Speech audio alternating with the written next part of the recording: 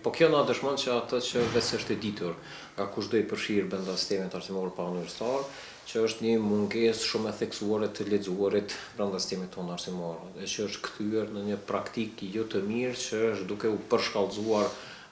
si problem nga viti në vet. Pra shumë më shumë gjenerata që po vijnë, aq që më pak po e ekspozohen të lexuarit. Padyshim të lexuarit nuk e ka atë prezencën që e promovon kurrikula, që të duhet të kishte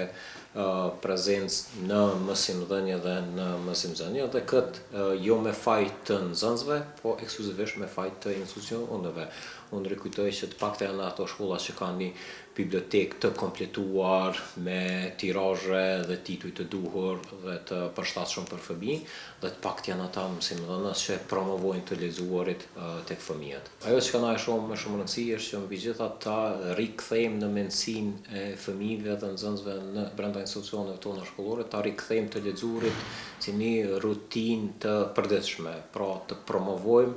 dhe të nxisim të lexuarit brenda shkollave. Pra të lexuarit nuk guxojna ta lajna në mëshirë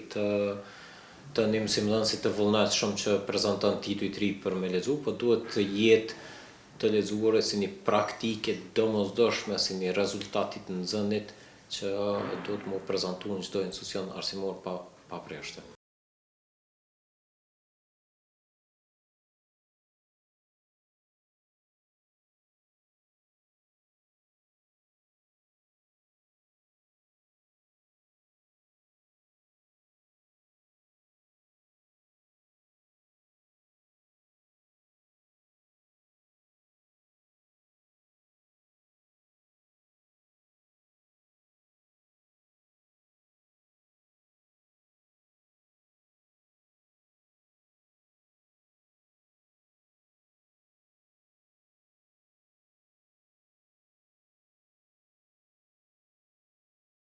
Padyshim që të dhënat të tilla janë shumë shqetësuese për një shoqëri që pretendon një kulturë dhe një zhvillim, andaj edhe duhet marrë masa urgjente që të përmirësohet cilësia në arsim. Fatkeqësisht kultura e leximit do të është duke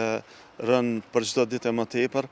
dhe si rezultat i kësaj interesimi që të rinjt shfaqen faktikisht është duke shkuar fatkeqësisht ka zeroja. Në këtë drejtim duhet punuar shumë dhe natyrisht që puna më e madhe që i bjen të bëhet është nga vetë institucionet qendrore. Ne shpresojmë që të kemi një qasje më pozitive ndaj arsimit në mënyrë që gradualisht të fillohet